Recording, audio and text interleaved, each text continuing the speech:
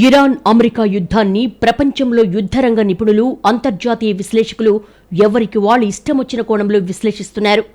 America, ఆ దేశ సన్నిహిత మిత్రుడైన ఇజ్రాయెల్ ఇరాన్ మీద తెగబడ్డాయి. అందుకు ప్రతిదాడిగా ఇరాన్ గల్ఫ్ దేశాల్లోని అమెరికా సైనిక స్థావరాలపై దాడి ప్రారంభించింది. ఆంబోతుల కుమ్ములాటల మధ్య లేగదూడలు నలిగిపోయినట్టు అమెరికా ఇరాక్ యుద్ధంలో United Arab Emirates, Dubai, Abu Dhabi, షార్జాతో పాటు మిగిలిన గల్ఫ్ దేశాలైన Bahrain, Kuwait, Qatar, Saudi Arabia దేశాలు దారుణంగా దెబ్బతిన్నాయి. ఒక రకంగా చెప్పాలంటే 25-30 ఏళ్లు వెనక్కి వెళ్లిపోయాయి. ఆర్థికంగా చిన్నాభిన్నమయ్యాయి. ఇటుక పేర్చి కట్టుకున్న దేశాలు ఇరాన్ అరాచకానికి బలైపోయాయి. అమెరికాతో స్నేహం చేసిన ఫలితం ఈ దేశాలు తమ ఉనికిని కోల్పోయే ప్రమాదం ఏర్పడింది. ఇరాన్ అరాచకానికి గల్ఫ్ దేశాలు మూల్యం చెల్లించుకుంటున్నాయా? ఈ అంశాలపైనే ఇవాల్టి చైర్మన్స్ డెస్క్.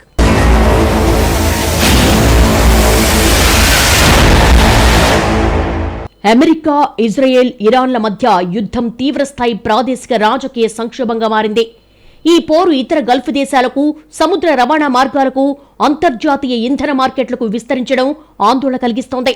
ఈ పరిస్థితిని గేమ్ థియరీ కోణంలో విశ్లేషించడానికి నిపుణులు ప్రయత్నిస్తున్నారు.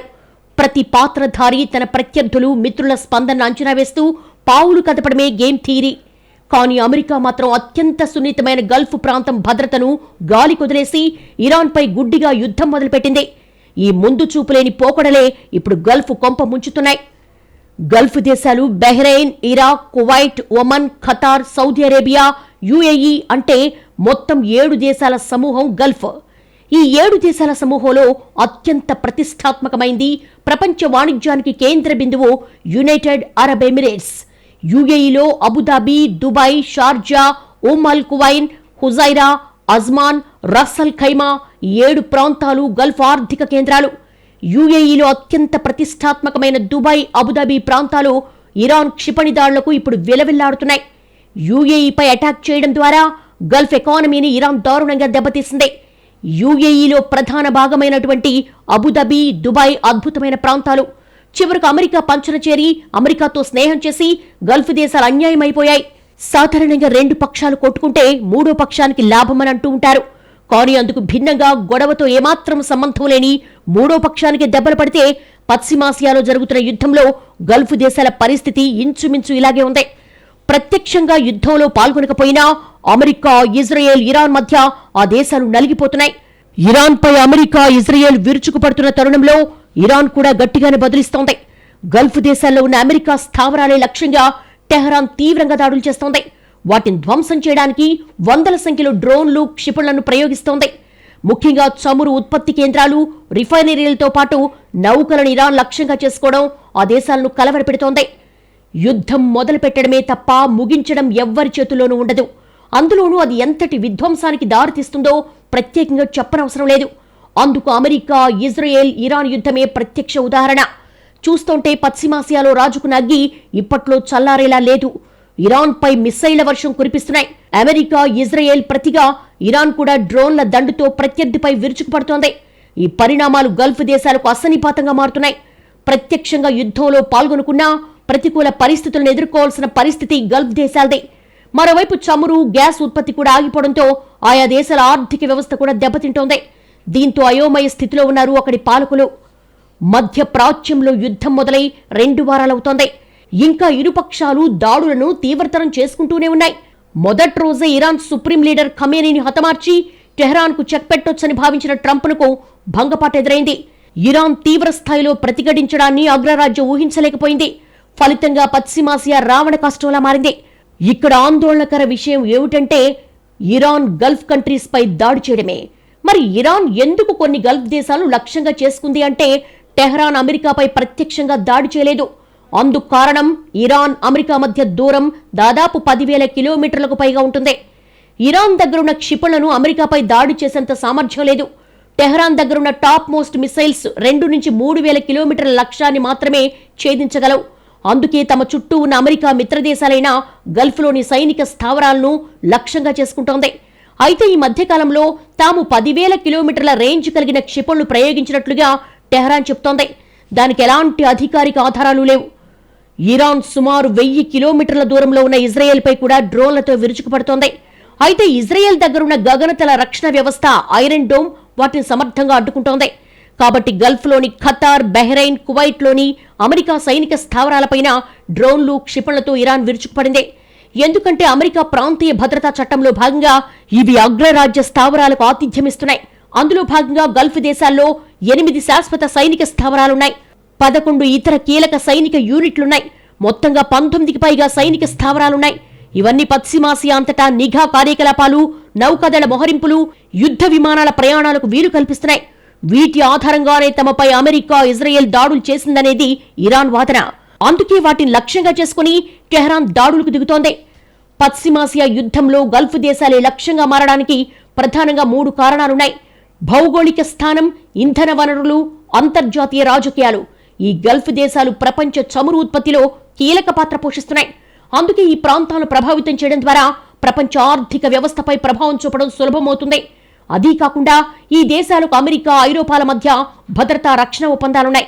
అందుకే వీటిని ఇరాన్ వ్యతిరేక శక్తులుగా భావించవచ్చు. గల్ఫ్ ప్రాంతంలో ఉన్న చమురు టెర్మినల్లు, పైప్ లైన్లు, రిఫైనరీలు ప్రపంచానికి అత్యంత కీలకమైనవి. ఈ మౌలిక వస్తువులు దెబ్బతింటే ప్రపంచ చమురు సరఫరా వెంటనే ప్రభావితమవుతుంది. ఇప్పటి వరకు ఇరాన్ దాడులతో తీవ్ర నష్టం బహ్రెయిన్కు వాటిల్లింది. బహ్రెయిన్ ప్రభుత్వ చమురు సంస్థ బాప్కోకు చెందిన రిఫైనరీ కాంప్లెక్స్ పై ఇరాన్ క్షిపణులు దాడి చేయడంతో అక్కడ భారీ ఎత్తున మంటలు చెలరేగాయి. పరిస్థితి చేయి దాటిపోవడంతో బాస్కో తన కార్యకలాపాలకు సంబంధించి ఫోర్స్ మెజ్యూర్ ప్రకటించింది. అంటే యుద్ధం వంటి అనివార్య కారణాల వల్ల తాము చమురు సరఫరా ఒప్పందాలను ప్రస్తుతానికి నెరవేర్చలేమని ప్రపంచ దేశాలకు స్పష్టం చేసింది.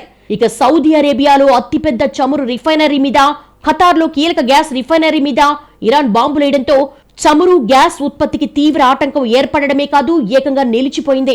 25 నుంచి 30 ఏళ్ల క్రితమే అబుదాబి, దుబాయ్, మిగిలిన యుఏఈ దేశాలు తమ ఎకానమీ రూపాన్ని మార్చేశాయి. కేవలం చమురు ఆదాయంపైనే ఆధారపడకుండా తమ ప్రాంతాలను tourism, hotel industry, real estate, educational hub, IT రంగాలను అభివృద్ధి చేశాయి. ఒక దేశాన్ని నిర్మించాలంటే ఎంత కష్టం!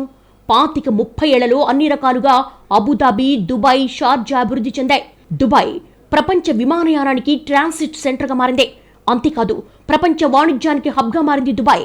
ఒక రోల్స్ రాయర్ కార్ తయారైతే దాన్ని మొదట ప్రదర్శించేది దుబాయ్లోనే. దుబాయ్, అబుదాబిలో ప్రపంచ అత్యుత్తమ విద్యా సంస్థలు నెలకొల్పారు. ప్రపంచంలోనే అత్యుత్తమ బ్యాంకులున్నాయి. వాణిజ్య సంస్థలు సైతం అక్కడే ఉన్నాయి. ఆలయాలను నిర్మించారు. స్వామి నారాయణ్ టెంపుల్ను కట్టారు. క్రైమ్ జీరో రేటు కొనసాగిస్తూ వచ్చారు. ఎక్కడెక్కడ పెట్టుబడులను ఆహ్వానించారు. దుబాయ్, అబుదాబిలో 100 రూపాయలు పెడితే 1000 రూపాయలు అవుతుందని, తమ పెట్టుబడులకు రక్షణ ఉంటుందని ఇండియాతో పాటు ప్రపంచంలోని వివిధ ప్రాంతాల నుంచి ఇన్వెస్టర్లు తరలివచ్చి లక్షల కోట్లు పెట్టుబడులు పెట్టారు. హోటల్స్, పర్యాటక రంగం అంచనాలకు మించి అభివృద్ధి చెందింది. గల్ఫ్ దేశాలంటే ప్రపంచంలోనే అందరికీ ఒక నమ్మకం పెరిగింది. 25 ఏళ్లు కష్టపడి ఆ నమ్మకాన్ని జనరేట్ చేసుకున్నాయి దుబాయ్, అబుదాబి లాంటి ప్రాంతాలు. ఈ రోజు భారతదేశం నుంచి లక్షల మంది స్థిర నివాసం ఏర్పరచుకున్నారంటే ఆ ప్రాంతాలపైన ఎంత నమ్మకం ఉందో అర్థమవుతుంది. అందుకే యుఏఈని సేఫ్ హెవెన్ అని పిలుస్తారు. మనుషులకు, వారి ఆస్తులకు, సంపదకు అంత రక్షణ కల్పిస్తాయి కాబట్టే యుఏఈని అంత అత్యుత్తమ టైటిల్తో పిలుస్తారు. అలాంటి గల్ఫ్ దేశాలు, యుఏఈ ప్రాంతాలు అమెరికాతో అంటకాగి ఇప్పుడు కుదేలైపోతున్నాయి. గల్ఫ్ దేశాల్లో యుఏఈ తన ఆర్థిక వ్యవస్థను బహుముఖంగా మలుచుకున్న తీరు అన్ని దేశాలకు పాఠమనడంలో ఎలాంటి సందేహం లేదు. ఎందుకంటే ఇప్పుడు ప్రపంచంలో అభివృద్ధి చెందిన దేశాలుగా ఉన్న అమెరికా, యూకే ఈ స్థాయికి రావడానికి 100 సంవత్సరాలు పట్టింది. కానీ దుబాయ్ మాత్రం కేవలం 25 ఏళ్లలోనే ప్రపంచ బిజినెస్ కేంద్రంగా ఎదిగింది. 90ల్లో ఏమీ లేని దుబాయ్ ఇప్పుడు ప్రపంచంలోనే అత్యుత్తమ వ్యవస్థలున్న నగరంగా ఎదగడం చిన్న విషయం కాదు. ఇజ్రాయెల్ అంటే సాంకేతికత, ఇరాన్ అంటే చమురు, జర్మనీ అంటే మ్యానుఫ్యాక్చరింగ్, ప్యారిస్ అంటే ఫ్యాషన్, స్విట్జర్లాండ్ అంటే కార్లు గుర్తుకొస్తాయి. కానీ ఈ రంగాలు అన్నిటికీ చెందిన సంస్థల ఆఫీసులున్న దుబాయ్ పెట్టుబడులకు ప్రపంచంలోనే అత్యంత ఆకర్షణీయ గమ్యస్థానంగా పేరు తెచ్చుకుంది. అందుకే మన దేశంలోని అత్యంత ధనికులు కూడా బ్రిటన్, యూరప్ దేశాల్లో పెట్టుబడులు పెట్టడం మానేసి తమ పెట్టుబడుల్ని దుబాయ్ వైపు మళ్లించారు. మిగతా ముస్లిం దేశాలకు భిన్నంగా దుబాయ్లో ఉన్న కల్చర్ కూడా దీని సెలబ్రిటీలకు స్థిర నివాసంగా మార్చింది. మత ఛాందసవాదం లేకపోవడం, విదేశీయులతో లిబరల్గా ఉండడం దుబాయ్ అందరినీ ఆకర్షించడానికి ప్రధాన కారణం. గతంలో దుబాయ్ అంటే అక్రమ డబ్బుకు కేంద్రమనే అపప్రథ ఉండేది. కానీ ఇప్పుడు దుబాయ్ చట్టబద్ధ సొమ్ముకు కేంద్రస్థానంగా మారి వరల్డ్ బ్యాంకులో తన రేటింగును పెంచుకునే పనిలో ఉంది. మొత్తం మీద దుబాయ్లో ఉండే శాంతియుత వాతావరణం పెట్టుబడులకు ఇతోధిక ప్రోత్సాహం అందించిందనడంలో సందేహం లేదు. పామ్ జుమైరా, బుర్జ్ ఖలీఫా చుట్టుపక్కల ప్రాంతాలు బాంబు దాడులతో దద్దరిల్లిపోతే ఇక దుబాయ్ సేఫ్ హెవెన్ ఎలా అవుతుంది? ఇన్నాళ్లు దుబాయ్ను నమ్ముకున్న ఇన్వెస్టర్లు ఒక్కసారిగా సింగపూర్ ఇతర ప్రాంతాల వైపు మళ్లారు. దుబాయ్లో పెట్టుబడులు పెట్టినోళ్లంతా దిక్కు తోచని స్థితిలో పడ్డారు. అమెరికాతో స్నేహం చేసినా అమెరికా సైనిక స్థావరాలు ఏర్పాటు చేసుకోవడానికి అనుమతిచ్చినందుకు ఇప్పుడు యుఏఈ దారుణమైన పరిస్థితులను ఫేస్ చేస్తోంది.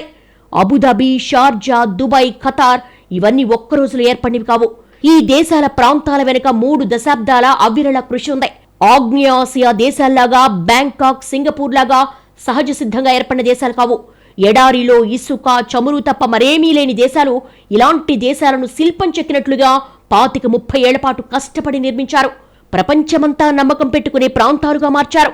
70% ఎయిర్లైన్స్ ను Arab Emirates, Qatar Airways, Etihad Airways, Gulf Airways, ప్రపంచం మొత్తం 70% విమానాలను ఈ దేశాలు నిర్వహిస్తున్నాయి. చమురు తప్ప ఏం లేదు అనుకున్న ప్రాంతాల్లో గ్రీన్ గార్డెన్స్ పెట్టారు, ఆలయాలు కట్టారు, ప్రతిష్టాత్మక విద్యా సంస్థలు వచ్చాయి, అంతర్జాతీయ బ్యాంకులని అక్కడే పెట్టారు, వరల్డ్ బెస్ట్ షాపింగ్ సెంటర్స్ నెలకొల్పారు, రియల్ ఎస్టేట్ అభివృద్ధి చేశారు. ఇలా అబ్బురంగా, అపురూపంగా, స్వయంగా నిర్మించుకున్న దేశాలు ఇప్పుడు ఇరాన్ యుద్ధానికి బలైపోయాయి. అమెరికా ఇజ్రాయెల్ను నిలువరించాలనే ఉద్దేశంతో హార్మూజ్ జలసంధిని కూడా మూసేసింది. ఇరాన్ ప్రపంచ చమురు దిగుమతుల్లో 20-25% పైగా ఇక్కడి నుంచి రవాణా అవుతుంది. ఇది గల్ఫ్ దేశాలకు భారీగానే నష్టాన్ని మిగులుస్తుంది. అలాగే యుద్ధం కారణంగా చమురు ఉత్పత్తి కేంద్రాలు, రిఫైనరీలను కూడా గల్ఫ్ దేశాలు మూసేశాయి. అలాగే గ్యాస్ ఉత్పత్తి సంస్థలు కూడా తమ కార్యకలాపాలు నిలిపేశాయి. మొత్తంగా గల్ఫ్ కంట్రీస్ కు ప్రధాన ఆదాయ వనరులైన గ్యాస్, చమురు ఉత్పత్తులు ఆగిపోవడం ఆయా దేశాలను తీవ్రంగా దెబ్బతీస్తోందని విశ్లేషకులు చెబుతున్నారు.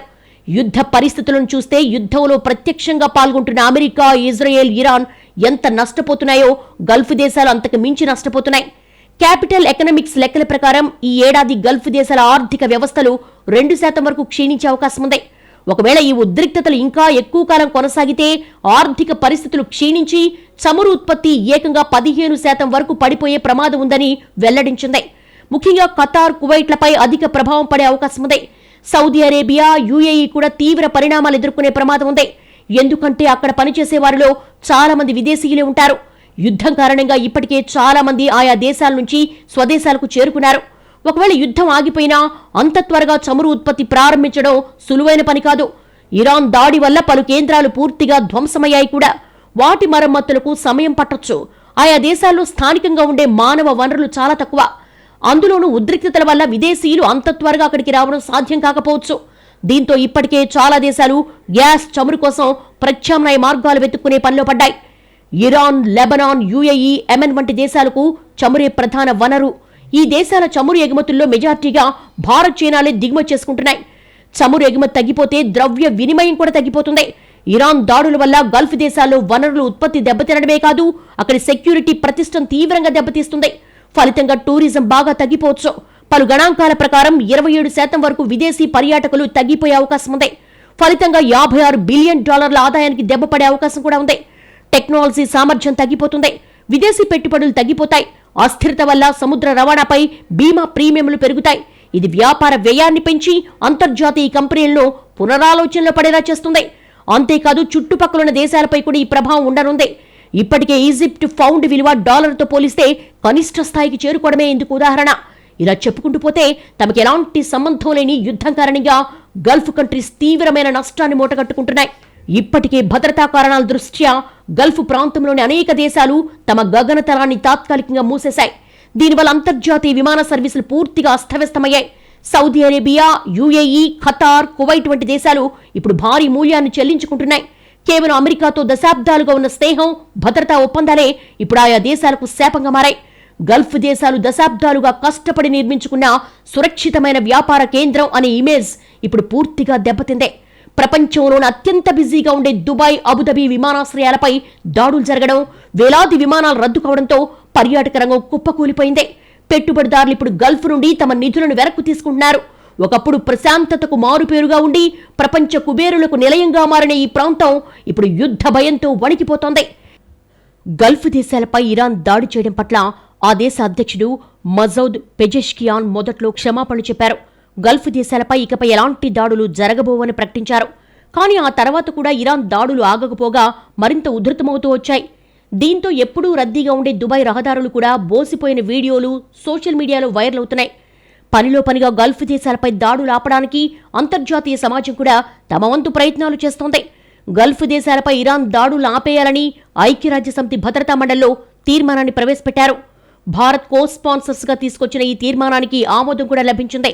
కానీ దీన్ని టెహరాన్ ఎంతవరకు ఖాతరు చేస్తుందనేది ప్రశ్నార్థకమే.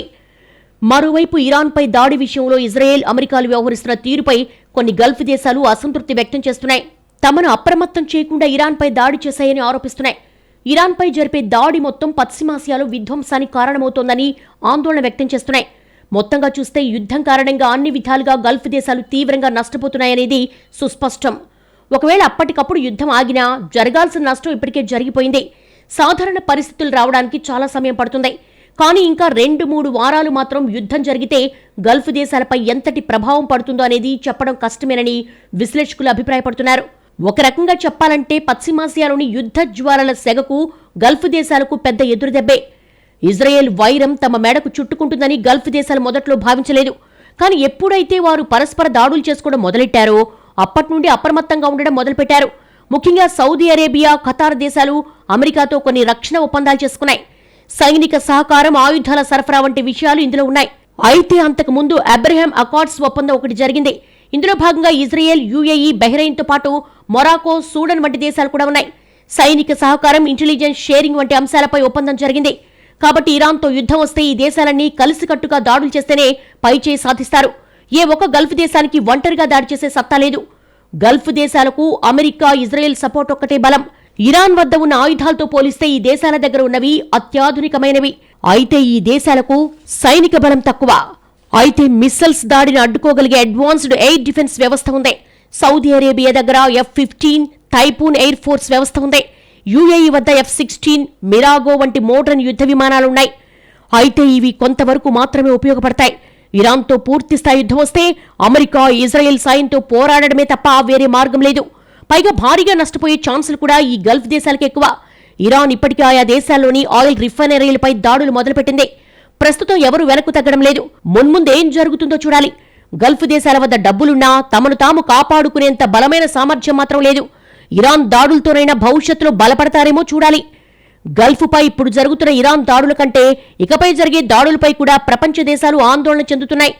ఎందుకంటే ఇరాన్ కొత్త సుప్రీం లీడర్ మొజ్తబా ఖమేనీ తీవ్ర హెచ్చరికలు జారీ చేయడమే దానికి ప్రధాన కారణం. గల్ఫ్లో ఉన్న అమెరికా సైనిక స్థావరాలు ఎత్తేయాల్సిందే, లేదంటే అటాక్ చేస్తూనే ఉంటాయి. ఇది ఇరాన్ కొత్త సుప్రీం లీడర్ ఫస్ట్ రియాక్షన్. ఇప్పటివరకు ఇరాన్, అమెరికా యుద్ధం ఆపేస్తే తాము ఆపేస్తామని చెబుతూ వచ్చింది. కానీ మొజ్తబా చేసిన కొత్త డిమాండ్తో గల్ఫ్ దేశాలు గుండెల్లో బాంబులు పేలుతున్నాయి. అసలు ఈ డిమాండ్కు ఒప్పుకుంటే ఒక తంట, లేదంటే మరో తంట అన్నట్లుగా ఉంది గల్ఫ్ దుస్థితి. ఏ కోణంలో చూసినా గల్ఫ్ భద్రతను కలగా మార్చాలని ఇరాన్ కంకణం కట్టుకున్నట్టుగా కనిపిస్తోంది. దీంతో ఇప్పటిదాకా జరిగిన నష్టానికి చింతిస్తున్న గల్ఫ్ దేశాలు ఇప్పుడు జరగబోయే నష్టాన్ని ఊహించడానికి కూడా భయపడుతున్నాయి. సౌదీ, యుఏఈతో పాటు మిగిలిన గల్ఫ్ దేశాలన్నీ తిరిగి పునర్వైభవం సంపాదించాలంటే కనీసం 10 ఏళ్లు పడుతుంది. అన్నిటికన్నా ఆ దేశాలకు వచ్చిపోయే వాళ్లలో, అక్కడ పెట్టుబడి పెట్టే వాళ్లలో నమ్మకం కలిగించడమే యుఏఈకి పెద్ద ఛాలెంజ్. యుద్ధంతో ఏ సంబంధం లేకపోయినా, యుద్ధ కాంక్ష లేకపోయినా, కేవలం అమెరికాతో అంటకాగిన దరిద్రానికి 25 ఏళ్ల కష్టం బుగ్గైపోయింది. అన్నిటికన్నా పర్యాటకులు, ఇన్వెస్టర్ల నమ్మకాన్ని కోల్పోయింది. యుఏఈ తిరిగి ఆ నమ్మకం ఏర్పరచడానికి మరో దశాబ్ద కాలం పట్టొచ్చు. పరిస్థితులు అనుకూలిస్తే మళ్లీ దాడులు జరగకుండా ఉంటే దుబాయ్, అబుదాబి లాంటి ప్రాంతాలు వాటి వైభవాన్ని తిరిగి సంపాదించగలుగుతాయి. కానీ దాడులు ఎప్పుడు ఆగుతాయో ఎవరికీ అంతు చిక్కడం లేదు. ఒకవేళ ఆగిన ఆయా దేశాల్లో పునర్నిర్మాణం జరగాలంటే డబ్బులు కావాలి. ఆదాయం రావాలంటే చమురు ఉత్పత్తి, మార్కెట్ పూర్వస్థితికి రావాలి. అసలు చమురు ఉత్పత్తి అంత త్వరగా తిరిగి మొదలవుతుందా లేదా అనేది పెద్ద ప్రశ్న. ఎందుకంటే ఇరాన్ దాడులు పూర్తిగా ఆగితే గానీ గల్ఫ్ చమురు కేంద్రాలకు జరిగిన వాస్తవ నష్టం, దానికయ్యే ఖర్చుపై ఓ క్లారిటీ రాలేదు. ఇవన్నీ తేలేదెప్పుడు, మాకు మళ్లీ పెట్టుబడులు వచ్చేదెప్పుడు వంటి ప్రశ్నలు గల్ఫ్కు కంటి మీద కునుకు లేకుండా చేస్తున్నాయి. ఇది ఈ వారం చైర్మన్స్ డెస్క్. మరో అంశంతో మళ్లీ కలుద్దాం. నమస్తే.